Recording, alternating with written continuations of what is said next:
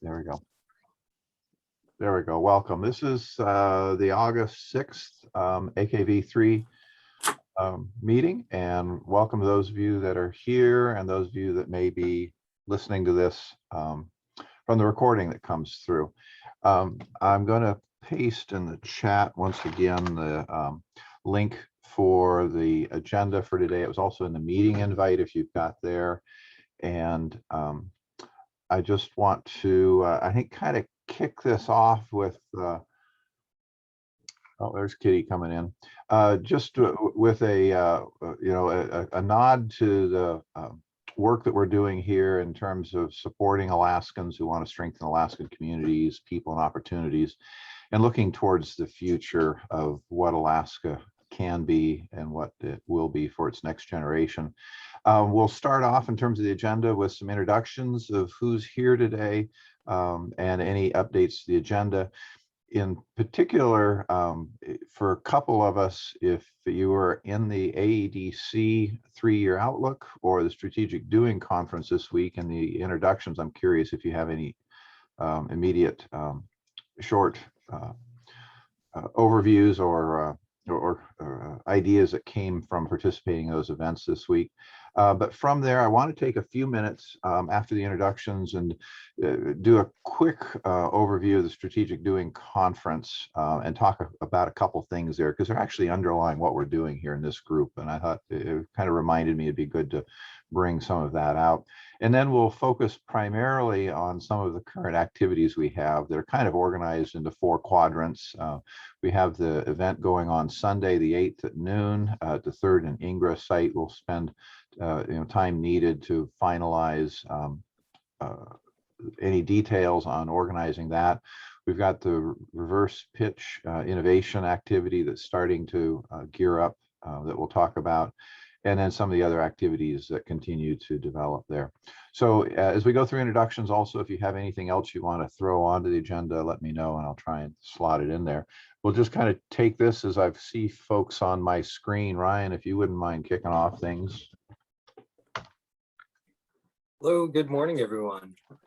So it has been a jam-packed week for me. My name is Ryan Witten. I'm the program manager at Alaska Seeds of Change and proud member of Alaska version 3.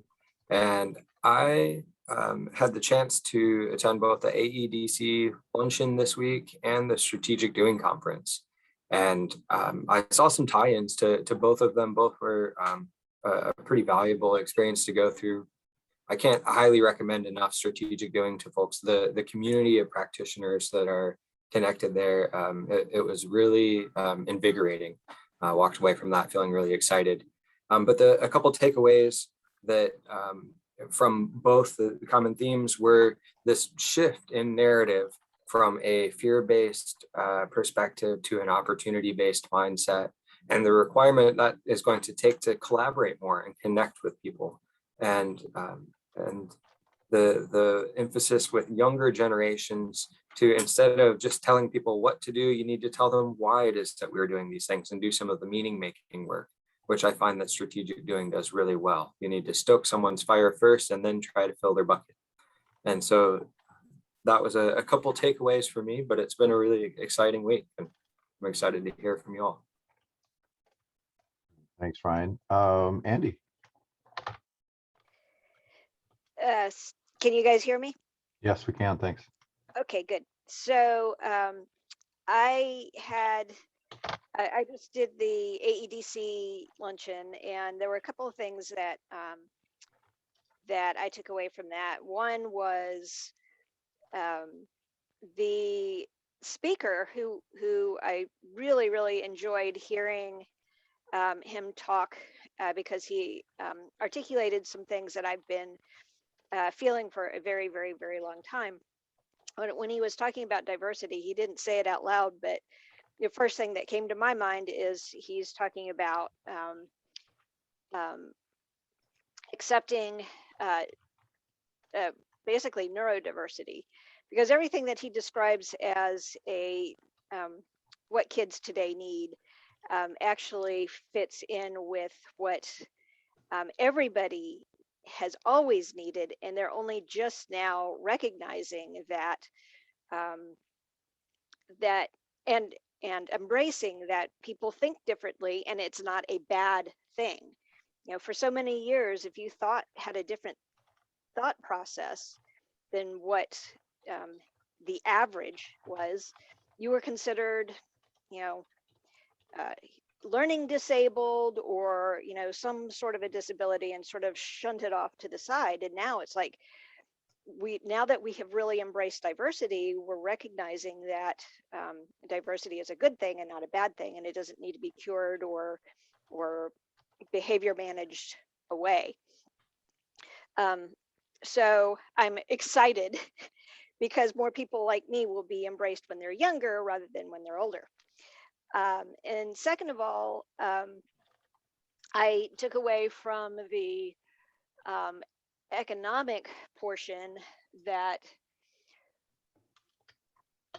everybody is complaining about being understaffed here in Anchorage, and yet our unemployment rate is fairly low. I mean, it's 7,000 something people still taking unemployment, and still huge numbers of unfilled jobs. What that tells me is that our labor issue is not that people want to stay home and you know, suck off the teat of the federal money. It is that we have been relying on outside labor, and we haven't had it this year. And it's really coming home to roost. I know in the hospitality sector, 40% of our summer staff comes from outside. That's a huge number of people, and that's where some of the biggest complaints are, is in the hospitality sector. And so I found that really interesting. And welcome, Carolyn. I forgot to introduce myself. My name is Andrea Andrashko. I go by Andy, and I'm an instructor at APU in the business department. And my specialty is actually, well, entrepreneurship is one of them, and the other one is healthcare management. So there you go. All right, I'm done. Thanks, Andy. Glad you're here. Laura, how are things going today? I'm glad you could join us. I saw you were going to be busy this morning. Hey, I like the sweatshirt you're wearing. It is a good one. What I don't have is, you know, while I've got a pair of pretty nice shoes, I don't have a sweatshirt that says Pandera shoes yet. You So know, it's interesting. just saying. I might have one. We have anyway, let's talk offline about that. We have like 4 left, and they're all kind of weird sizes, but you know what? One of them might actually fit you. They're fairly large sizes, but I'm gonna say I'm outside the regular. So at any rate, quick introduction from you and anything that jumps out at you from this week. Well, you know, this week I think the dominant themes are, you know, the founders meeting I thought went really well last night. I was very encouraged. I think those Zoom meetings are hard sometimes to get engagement. So I was really happy with the engagement. I mean, to be frank, the best thing to come out of the meeting was Jasmine's new coined term about Entrepreneurs Anonymous. Yeah. But no, we had some really good discussion about funding. It shows me the potential and the power of us getting together on a regular basis. I think one of the downsides I see is that there's a huge amount of churn and turnover on who is showing up. So there's really almost zero consistency to having the same people show up each time, which makes a lack of continuity. That probably will change in the fall. But even if it does change a little bit, I'm pretty sure it's going to be an ongoing issue. So something to think through. And then just the last thing to say is, wow, I'm not saying our sales are great. They still kind of suck, but holy moly, we have come out of a very dark time where, you know, we were struggling on how to tell our story and how to engage people.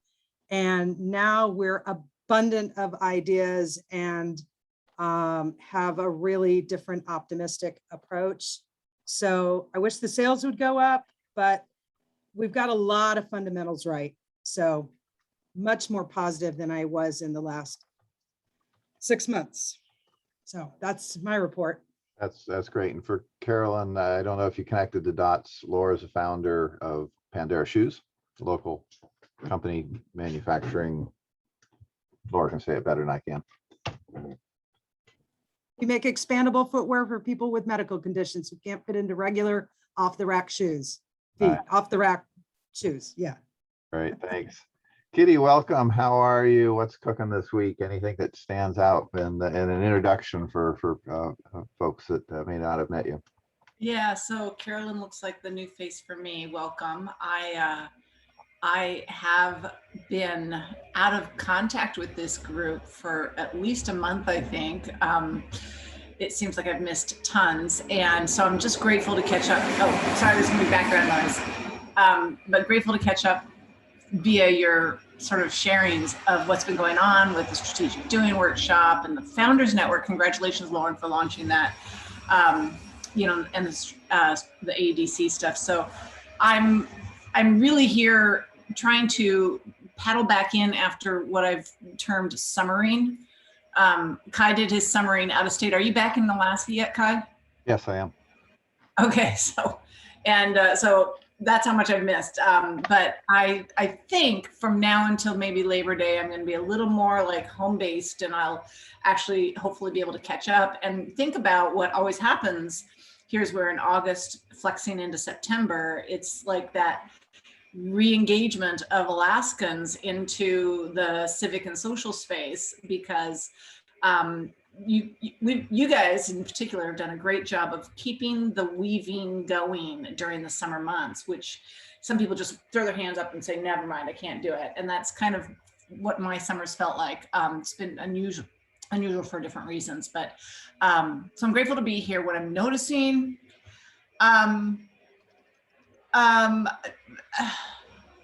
it's really hard to say. It's a little bit of a new teetering. It's like, which world am I living in? And I guess I'm relating to people's experience with the restrictions in the pandemic, where I really felt like we're in life again. And then there's this uneven teetering and tottering and uncertainty. It's a little unnerving, but I also think from the sort of strategic doing agility worldview, it does keep us alert and attuned and trying to think through, you know, what is being called for now, and being adaptive and responsive to the context without being in a track and just in autopilot. But I do think that as the summer kicks, or August and September kick in, it's going to be a lot more of the intentional mindset things that bring us together. And I'm looking forward to that. And thank you, all of you, for keeping it going this summer.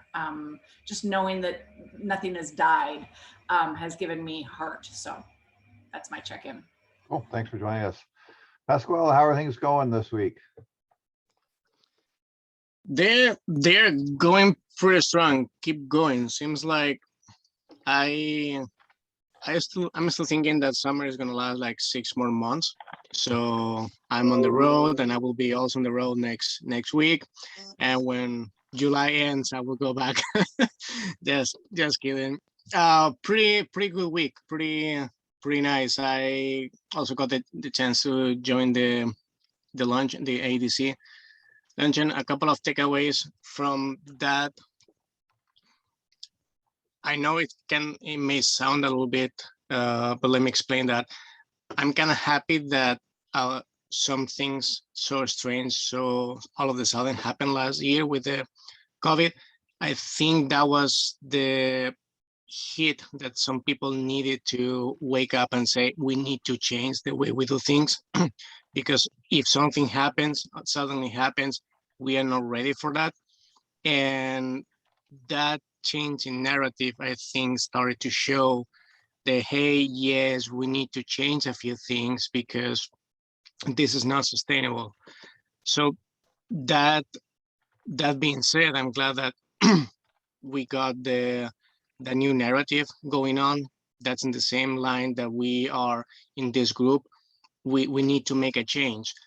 But I think last year made obvious for other people that yes, we are not dreaming. We are not just here to make some sound. This is why, because you see, we need that change. We need to adapt. We need to engage young people that we just took for granted. And we are not here anymore to tell, hey, you need to do this. Yeah, why? Because I say so, or because a negative consequence is going to happen to you, which usually, was the way. What the speaker said was good. Is I believe it's not that we never engage with the why you have to do things or why people have to do things. I think we were focused on either you do them because I say so or because something bad is going to happen to you. And he flipped it and said, well, what about if we keep talking about the why, but we focus on the positive things? So again, connecting that with what AKV3 is doing is, and I think I read that from you, Kai, one of the messages, why do we need to change our economy? Maybe the narrative could be, well, not because we're going to go downhill, but maybe because we are missing a lot of good opportunities to be better. So the narrative changes from a end of the world type of, hey, if we don't do this, we're going to all die, to, hey, is that we are good, but we could be better. Why are we missing that opportunity? That cost of opportunity is there if we don't change. So when it comes to, and I'm probably taking a little bit more time, but I can see also that talking with some folks, when we discuss, hey, do you think we're gonna be shutting down again? The approach was different. The energy was different. Well, if it happens, we already gone through that. I know how to do this. I know how to do that. So it will be fine.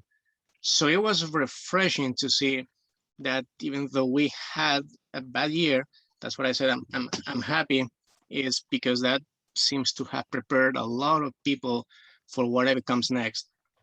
It's going to be fine. And I'm really happy to see that. Yeah, I think what you're touching on are two really interesting points that I would frame in terms of, one, what I think you're saying is there's a little more resilience, there's a Yes. little more capacity to be able to accept and engage in change. Mhm. But the other thing I want to just pull out from what you said very briefly is that what you've highlighted is the difference between being focused on the problem and being focused on the challenge. And Mhm. I've been very purposeful over the last few years on that differentiation, because if you focus on the problems, you're focused in a vicious cycle down, because as you look at a problem, you find more problems. Yeah. And if you focus on challenges, and sometimes challenges are related to a problem, but also sometimes challenges are focused on something that's changing, that creates something new that can be done that's positive. And it's out of that that you find the virtuous cycles up of finding opportunities. And as you find opportunities, you end up discovering even more opportunities. So problem focused is a vicious cycle down into more problems.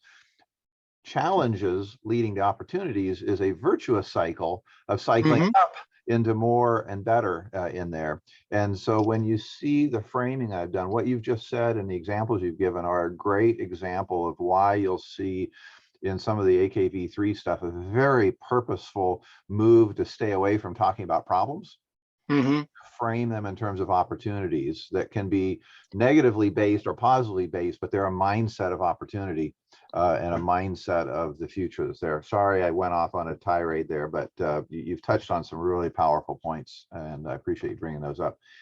Carolyn, circling back around, I purposely kind of let you listen just so you kind of get a chance to see who's here today and to kind of get a flavor for stuff, not to put you down at the end on purpose in that frame.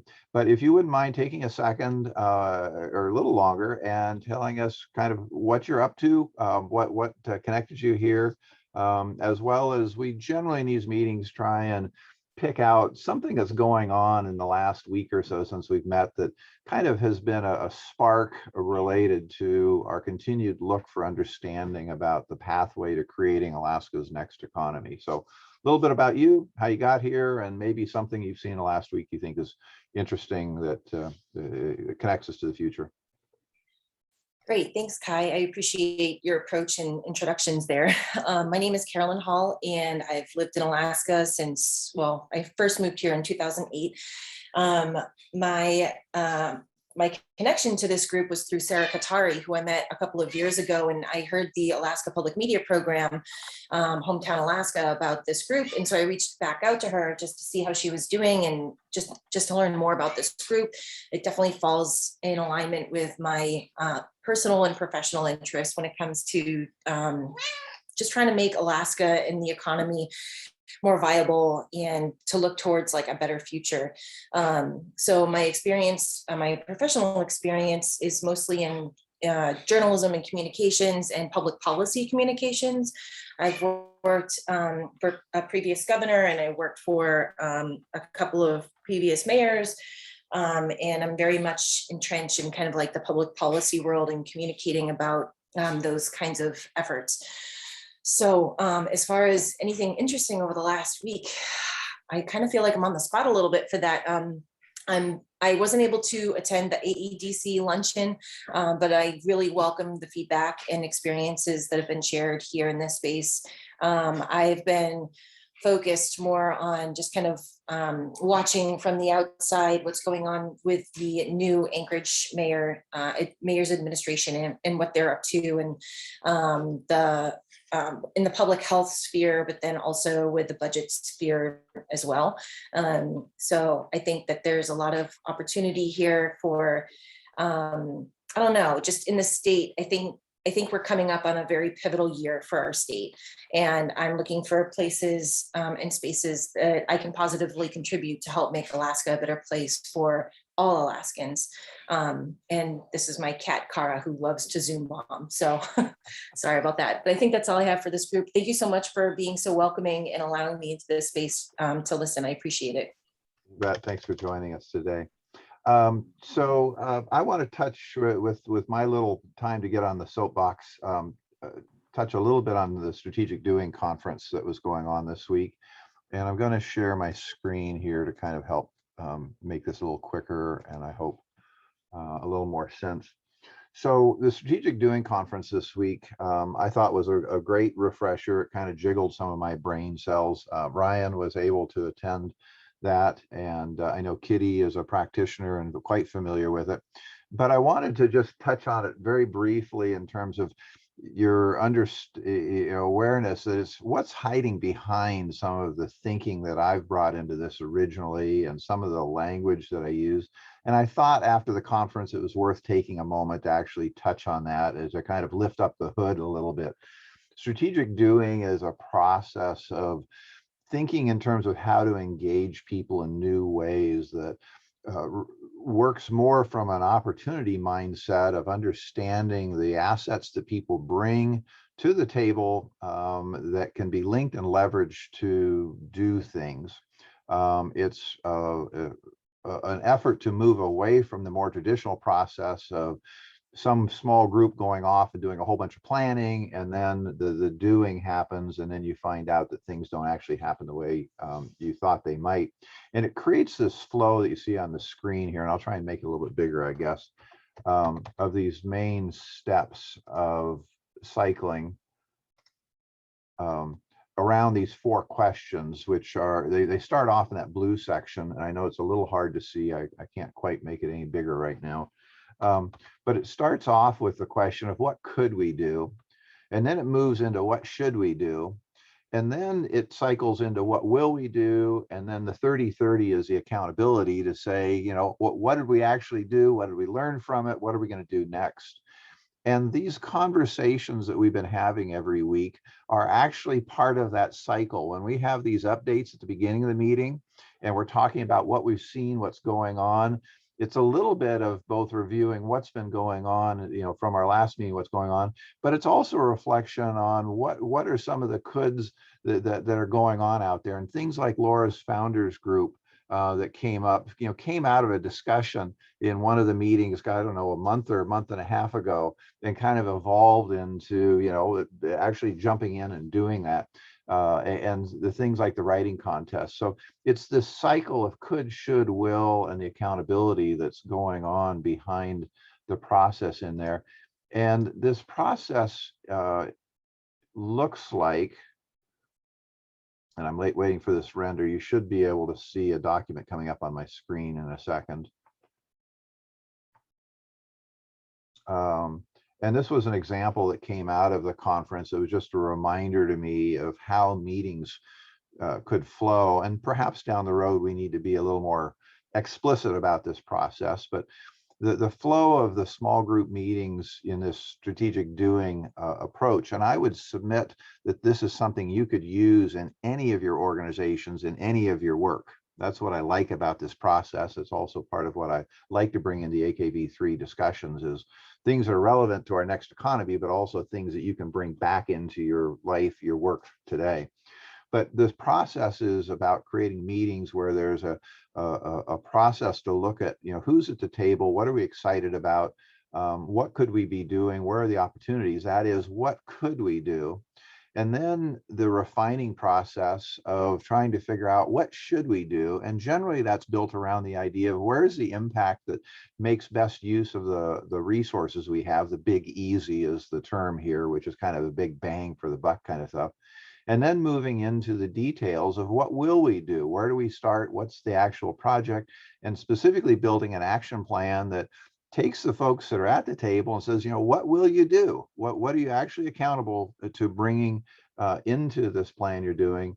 And then when are we going to meet next? So that process is what you've seen and is kind of behind the hood. There's a little more formality to it that I think is useful sometimes, but it's behind what we're on at. Now, let me stop the share for a second and drop back into this. I'm going to reshare for a second. Here we go. So this whole process is really built around situations where you're dealing with wicked problems. And I would submit that the things we've been talking about so far, our next economy, engaging youth in the future, those things are wicked problems. Wicked problems are these problems that don't have easy answers. They don't have answers that can be developed by simply writing a plan and then implementing it, because it's not until you engage in what's happening that you begin to learn more and find the path ahead that you can then do more with the resources that you have. And I think Alaska's, the next Alaska, the V3 that we talk about, it's a wicked problem. No one is going to sit down and write a plan to create the next Alaska. It is going to be a process of engaging people along the way. And it's about creating these iterative experiments, doing things like our meeting coming up this Sunday, the reverse pitch challenge we're talking about, the writing contest that we already did, getting a founders group that Laura's led in there. Those are iterative experiments. They're doing things that leverage the assets that we have, that we're linking and leveraging to create action that builds trust and works towards shared outcomes that allow us to do more complex, impactful things in the future. So I want to just kind of lay that out in terms of kind of a little bit of background. I would encourage anyone who's interested in this way of thinking to look for the Strategic Doing book that was published about a year ago that dives into the 10 skills. Those 10 skills are also linked in this sheet here if you want to bring them up. But it's I think a new way of engaging people in the future, particularly in a future where we don't know what the answer is, and it would be foolish for us to just sit down and try and write a plan to create the future. Ryan or Kitty or anybody else, any questions or reflections on that before we get back into the weeds of what we're working on these days? Kai, I just had one thought building on two things I've heard you say today, which, we've talked about wicked problems in the context of strategic doing and other things, even art of hosting for a while, but I loved your contrast of problems versus challenges. So maybe we reframe it as wicked challenges. Mm-hmm. Yep, I think that's a really interesting observation. Yeah, I mean, because wicked problems is actually, common narrative in some sectors now, like you hear, but I loved that distinction that challenges pull you into a future that may solve problems and may create new opportunity, new potential that didn't previously show itself. So. Very nice, thank you. I'm going to have to do that right away. Other questions, observations on this?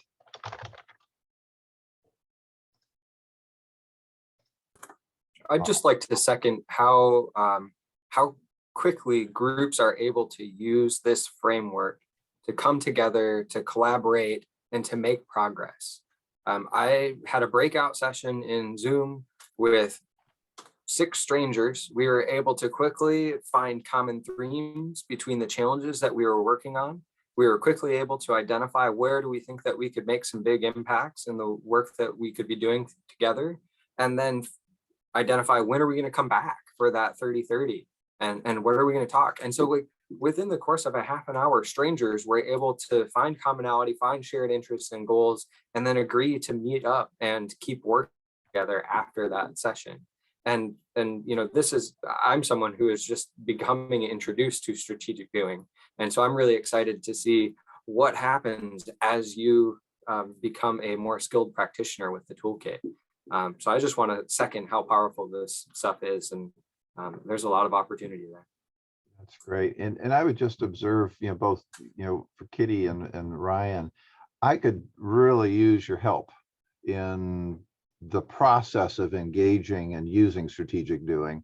I kind of limp along and spin the plates and whatnot, but your experience in using it and what you're gaining from learning it and providing some feedback, some input, and steering this thing in terms of making better use of this process would be welcome at this point. But I also just want to share with everybody, this is what's kind of behind the scenes and has been the genesis of this, because this whole AKV3 came out of a workshop with the strategic doing group and Ed Morrison last fall in agile economic development.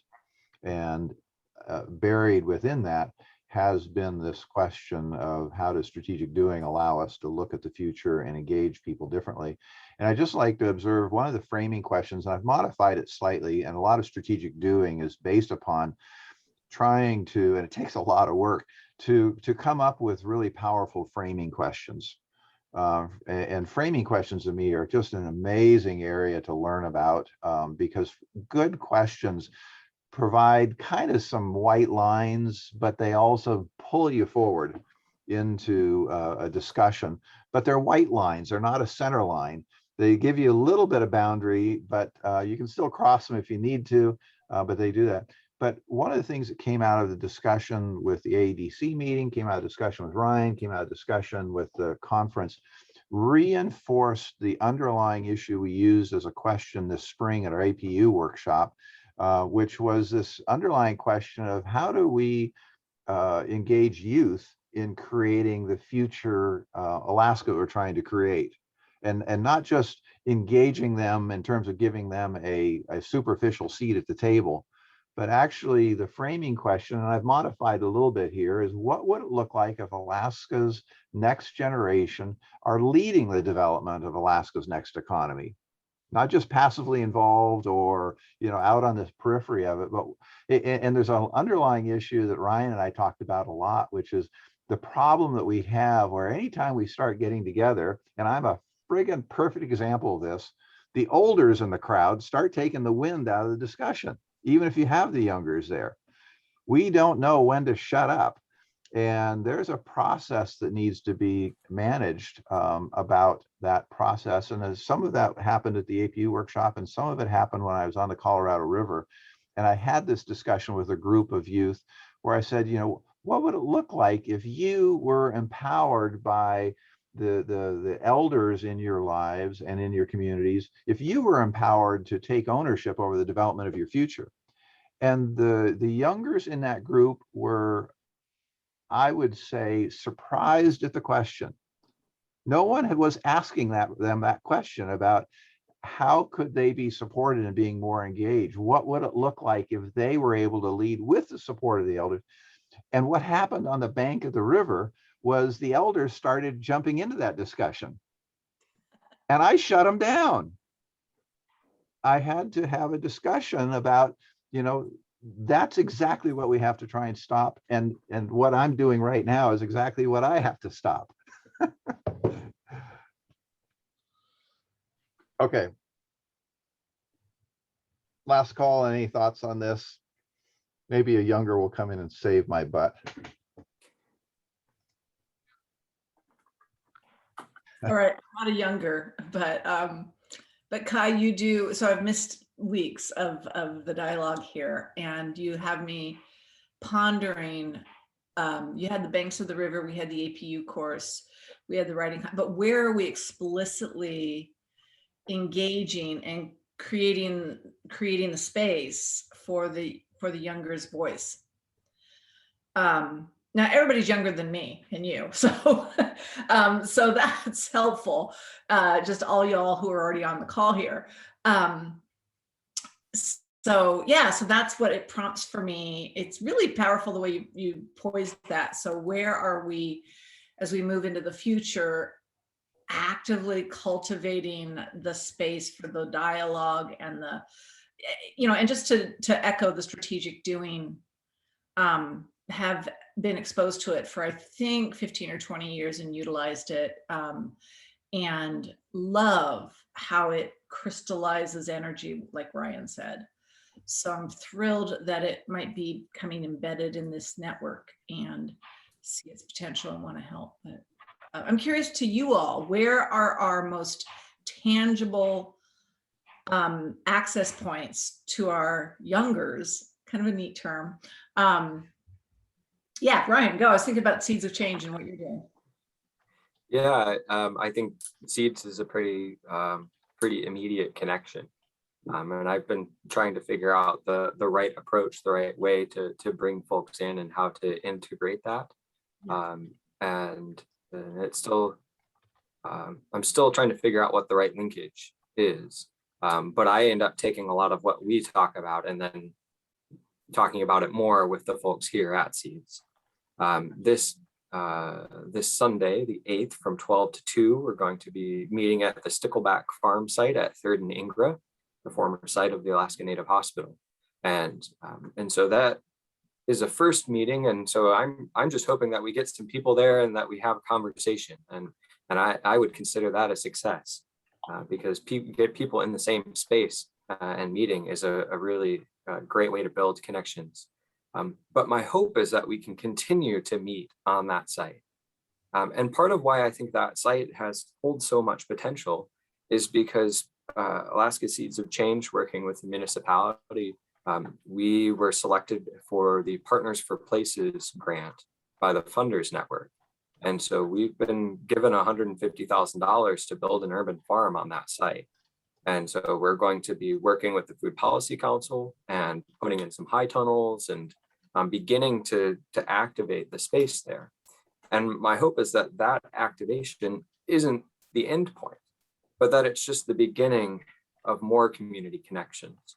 And if you look at the Heritage Land Bank's development plan that was developed in parallel with Liz Hodges-Snyder and her EPA development work, the vision is that that site will then have housing developments in the future, that it will have an amphitheater for music and for folks to come together, that it will have some incubation space for potentially food businesses or for artists.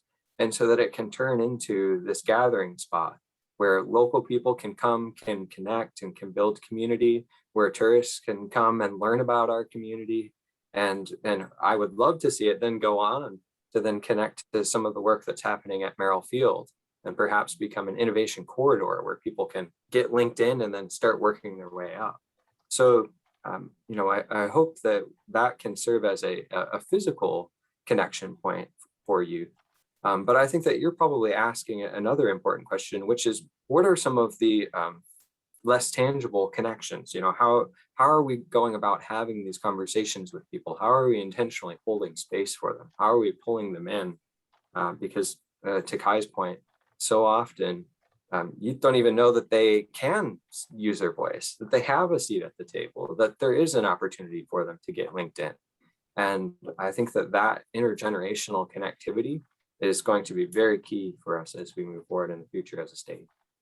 I just want to throw on to what Brian is saying and the questions that's arising is another place of activity is the King Career Center Entrepreneurship Program.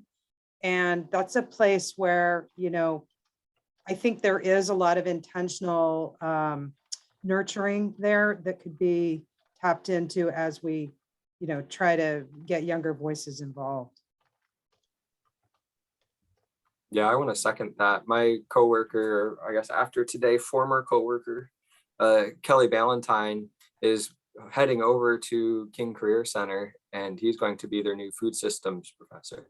And so he's going to be teaching folks not just about how to grow, but linking it to the larger food system. And so King Tech's doing some pretty exciting stuff to get youth connected to their community and share and build some skills. So there's some good opportunity there.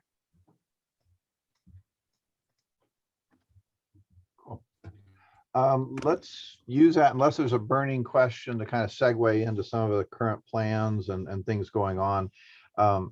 The structure that I've been using in terms of the AKV3 is a 4-quadrant view of things, and it's shown up lightly in a few documents and stuff we're doing. But those 4 quadrants are building quality place, supporting innovation, entrepreneurship, creating more brain power, and creating a new narrative. And I've used that as kind of a way to continue to frame some of the things we're working on. Let's begin and pick up, Ryan, with quality place and third and Ingra. I put the link in the chat to the current planning document. And Ryan, kind of circling back to you, are there specific asks that you have in terms of things that you know you're short or need for the event on Sunday, and anything we can do to support you that you're not already getting or need for that? You know, I think the big asks that I would have is that if you're available, be there. If you have folks that you can think of who should be a part of the conversation, please invite them to join you. And if you've got you know, some food that you're growing out in your backyard that you're interested in sharing, or something that you feel particularly compelled to bring and share, please do so. Because, you know, the more food, the better, and everybody eats. And that's such a great way to build some connections. And if you, I guess, if you've got a Sharpie or, you know, something, an asset that you want to bring along with you, please feel free to do so. But the biggest thing is just to get folks there.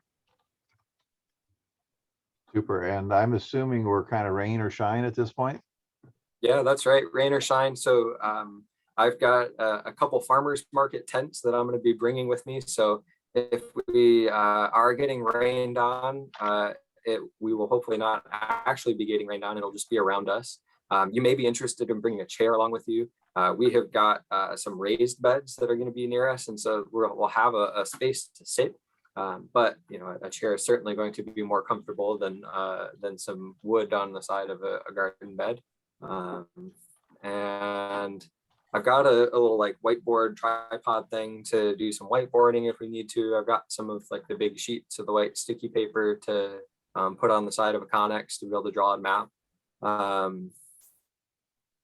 Yeah, I guess, you know, something that we've touched on is just the need to welcome people to the space. And so, you know, I just ask if you see somebody coming up, that we try and make it as open and as inclusive as possible. Great. Hey, Brian. Yeah, go for it. So super excited I joined today, so I can maybe cue in, and I think I can be there. And I have chairs and other facilitators stuff. What's the framing question? I don't know if I missed this, but what is the framing? I love like the art and science of coming up with that framing question. So I haven't read all the links that Kaya sent me yet. So in a nutshell, what is the framing? Yeah, I'm trying to, you know, quickly pull up the planning document that we have been using. In the links. It is the first It's link. in the links there, in one of the first links. And, Because at the top of that document, we've got some of those good planning stuff. You know,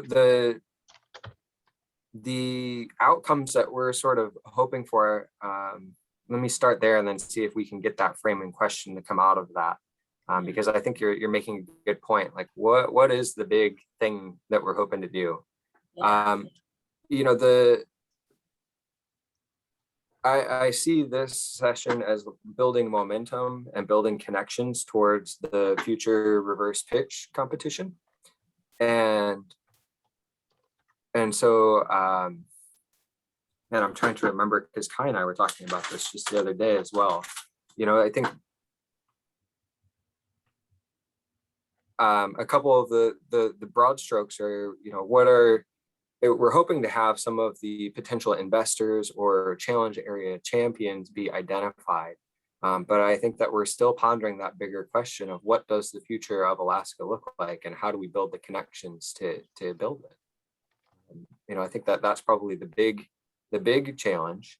What are the challenges that are out there that we're trying to overcome?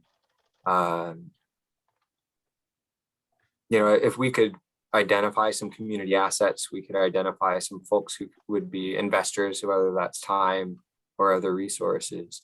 I think that would be some good outcomes. But I still think we're pondering around that question of what does the future of Alaska look like? What do we want our state to look like? How is that sounding to people? How is that landing? Because I do a really great job of staying too far open and broad, or setting too big of a goal for a period of time. Right. And I think there's opportunity to refine that. Yeah, Ryan and I are cut from the same cloth on that one, unfortunately. And I've put a draft in here, just listening to what you were saying and reflecting on what we were doing here, of a potential framing question of what would it look like if Alaska's challenges become the opportunities that build our next Alaska. Because I think part of the theme you've brought out has been the issue of trying to identify challenges and some of the champions in there. So maybe a framing question is built around that, and that ethos of the challenges that we have today really are opportunities as we look at climate change, energy transitions, just transitions. All these things are really things that we could build into amazing opportunities, and those could then become the amazing new ventures and ways of living that define that next Alaska that we all want. But that's a proposal for you. Can I add a couple of ideas? We could also touch on the workbook cascades that we discussed, and also Kitty had a presentation some months ago that left some work pending to be done. And I think both of them will be an actually good mix to bring back to the table now that we spent some more weeks talking, discussing, polishing the details, the message, to revisit those two workbooks to see how many more questions we can fill from those two presentation, not presentation, but presentation and workbook.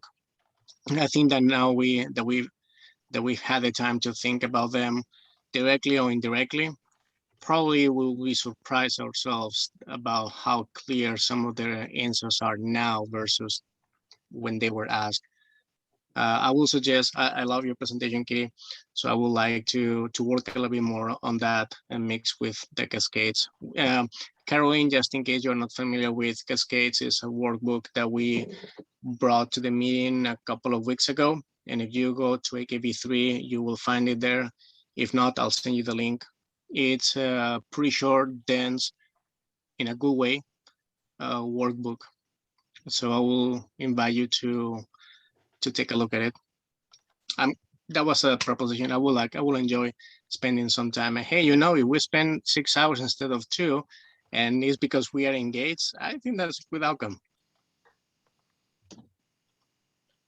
All right, and so Pascal, you have to remind me, was it the regenerative framework, the 7 first principles? Yep. Right. Mm-hmm. That was so long ago. But Ryan, I don't know the layout of what you're talking about. We should take this offline probably, but like you talked about a Connex, and I've got a huge sheet of white mural paper, and there's this whole sort of sidewalk talk that you can do by, just putting up this big mural thing and putting the 7 principles there and letting people just interact with it. You can do Post-its, or they can just draw on curlicues and whatever they want and link things together around the 7 first principles of the whole, the potential, the development, the nestedness, the fields. And so I was thinking about that before I got on the call today, that felt like unfinished business, and it's been percolating maybe, but I honestly don't feel like I'm ready or capable to know how that proceeds, but I'm willing to play in the sandbox. So that could be kind of interesting. And I missed the Cascades workbook. Oh no, I think I saw that one. That was from Oregon, right? It was Greg Gestall or something like that. And the key thing that Pasquale's touching on is one of the central themes of his workbook is, and it's basically just COT or change management, you know, with a different flavor. But the key thing he's bringing into it is this focus on keystone challenges, and that kind of that bridge between where you're at and where you're going, and that you have that keystone that's part of that bridge. And what are those transformative catalyzing projects that help you in that transition? Yeah, it's like the pathway in strategic doing language. It is, although I had the same conversation or a related one with Ryan the other day where we distinguished Pathfinder projects from Keystone projects. And I'm reading in a little bit there because to me, the strategic doing impact of pilot and Pathfinder projects is they're kind of those early iterative, experimental, agile next steps that you take with the assets that you have and the people that are at the table, and you look for the big easy and you do something next. Keystone projects, I think, are the little bit longer term things that you begin to see clarity as you do the Pathfinder projects. You start finding the bigger projects, the more complex ones, that through the capability created from the Pathfinder work, you build the trust, you build the capacity, you build the ability to do the big things that come along. And I think the Pathfinder projects in this work and the things we've been doing this year, the writing contest, the APU thing, the third Ingress site, the reverse pitch, those to me are all kind of Pathfinder projects. And my hope is that they will help illuminate what the Keystone projects should really be, the bigger ones that are out there. So I think they're complementary, but I think they're different. Yeah, and so those Keystone projects are really the high leverage ones that aren't necessarily easy, but they've gotten really the high potential. Right. Yeah, and they become possible because of the work he did in the Pathfinder projects. People trust the organization, people know how to work together, they know what their assets are, they know which ones they really have versus which ones they want, and then you can get to those big things. And I'm hoping that if this has gone on, into the fall, that somehow we'll begin to see what those big projects are, how do we engage the majority of Alaskans in this discussion of Next Alaska? What would be the project that would create that broad engagement versus the group of us that meet on Fridays? Or, but at any rate, I go afield here on this. Thank you for that distinction. That helps a lot. Yeah. So in circling back around, though, you asked the question, Kitty, is what's the framing question for this weekend? I've put 2 down in there, and I'm just wondering, do one or both or a mashup of those look like something that's useful, Ryan, for what you're thinking of, and Kitty, in terms of what you're looking for? On the right page. Yeah, I think so. Let's see here. Yeah, pulling up that document again. So the proposed keystones are: what would it look like if Alaska's challenges become the opportunities that build our next Alaska? And what are the keystone projects that will be valuable moving from our current Alaska to our next Alaska? And I think that those are great framing questions. I think that we don't have the answers to those yet, but I think that that is the direction that we're trying to head to. I think a third thing coming out of the workbook, that the Cascades workbook, is the identification of I think it's genomic values, or like what are the values that are baked into the genome of the organization or the group. And that's something that I have in the back of my mind. I don't think that we'll get answers to these questions, but I do think that we will start to explore them a bit. But I think that it's important to have, when we look at our Pathfinder tasks, which are going to get us started in our keystones at the end, we need some guideposts. We need to say, well, are we going to go down this path or not that path? How are we going to get there? What challenges or choices are we willing to make or not make? And that will guide how we'll end up at that keystone change. Okay. Any final comments or questions on the event this weekend? I've got the email out. I'll do a repost on some social media, stuff like that. But I'm watching the clock here. Anything final? So one last question. Any idea of the size of the people who will participate? Any? I'd be thrilled if there was 9. Okay. Yeah. So it'll be an intimate group, and it very likely will be people who already have some thoughts on this.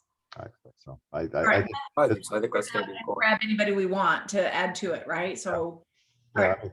Thank you. I think the number one outcome in my mind is, you know, it's really simple. Just, you know, a little bit of FaceTime with some of the folks that we've been doing a lot of Zoom time on.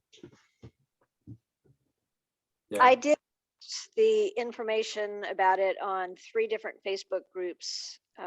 So one of them has over 10,000 members. So Go, Ryan. All right. hopefully there'll be a few people, and I'll go back and revisit those and do a reminder that it's coming up this weekend. But we shall see. We shall Where see. can I grab a post to share? Where it was posted on AKV3 Facebook Okay. page. Yeah, if you go Alright. to either our page or our group, you'll find an event there, and you'll find some language and links there. It includes the master plan and some other stuff on there. Okay, Yeah. wrapping up here, just real briefly here, the reverse pitch is still kind of moving along for September 1st. If any of you know of an organization that has a problem that they might want to pitch, let me know. I'll get you hooked up to the form where they can fill it out. I've got some tentative commitments on this. I think it's going to happen. It's coming together. Andy, if you get a chance, there's an email I sent you about potentially helping sponsor this at APU. If you could take a look at that, and you know, not a big deal. If that's something that fits, great. If it's something that doesn't fit, that's fine. But potential opportunity. We talked Hi, about. can I ask you a question about that real quick? Yeah. Is it possible to give the 10-second examples of who's already filled out the form, just kind of generally an idea of what kind of problems they're pitching? Right. So in terms of filling out the form, I haven't got anyone to fill out the damn form yet. But Launch Or Alaska. maybe just some examples of what you Yep. think might come Yeah, through. so Launch Alaska, Isaac is engaged and interested in presenting some of the energy transition. They're working on the transition to electrification and sustainable power generation. And I think he's looking at some of the challenges around electric vehicles as a specific example. Jacqueline is coming ready to share some stuff that's coming out of the Matsu and regional health on behavioral health challenges and support for engaging patients in aftercare services that are there. And Jay, missing his last name, from the military is coming. Jay Bear is framing some challenges that they're working on where they want to engage the community at this point. Those are the 3 that are kind of landing at this point right now. But I've got still others that I'm out noodling. Spruce Root is working on potentially, they're meeting with their board this week or next week on this question, potentially some challenges around rural tourism opportunities and how to develop those. That's just. I'm just curious if like, kind of, you know, social justice type things fit into this, or if it's really more kind of business oriented, like, you know, I mean, could somebody pitch something as specific as, you know, we've got to get rid of these companies that force prison inmates to use their outside service for very expensive phone calls to their family, you know? I'm just wondering, like, does that kind of thing fit into this? Or is So that really more targeted than fits in? Well, I think it could, and I definitely want to include social impact challenges along with other business challenges. I want to have a blend of that. And I'm trying to find a link right now to the reverse pitch challenge website that provides some actual examples of this. But yes, I want Oh, to. you could just email it out to everybody. Yeah, well, and it's actually in there. If you go to the email that was sent out a couple days ago, an email blast, Okay. there's a link to a reverse pitch challenge in there. Okay. But back kind of to your fundamental challenge is I am wanting to filter who we actually accept based upon these actually being investable challenges that matter to the future of Alaska, as opposed to just anybody's wishful thinking. Got it. So the question That's is, what I was looking for. yeah, Thank you for saying that. these have to be challenges that are causing people current pain and costing money. And if somebody was to solve that challenge, there's somebody saying, I need that, we're willing to pay for it, we're willing to support it, we're willing to do pilot projects. you know, so that'll be the rubric, and I don't want wishful thinking. We're trying to look at investable challenges that matter. Cool. Thanks for your. When you say investable, does it have to be somebody who is showing up with the checkbook? Or could it be something that somebody is willing to invest time, resources, knowledge in another way? You know, maybe this, instead of somebody's willing to pay for it, it in fact saves our community a ton of money. Yeah, and maybe I need a better word, but it is investment in terms of time, energy, or money. And in many cases, it's not money that matters. It's the actual support to do a pilot project. It's the connection that might happen between two parties that make it happen. So, but investable to me always has been kind of that broader time, energy, or money question in there. Someone's willing to jump into. Okay, we are a little past time. Watch for more stuff on Startup Weekend coming along and other activities, but we're wrapped up. Any final thoughts, questions, or anything before we wrap up? Thank you so much for the time that you've carved out of your morning, though, to be able to participate in this discussion today. But anything final? Going once, going twice? Cool. Okay. Again, thank you for joining us. Carolyn, thank you especially for jumping in. I know you may have questions or opportunities. I look forward to maybe chatting if you want to reach out to me afterwards or show up next week. We'd enjoy, exploring further how some of the work that you've done in communications might be a place that you might want to engage with what we're doing or something new. But thanks again, everybody.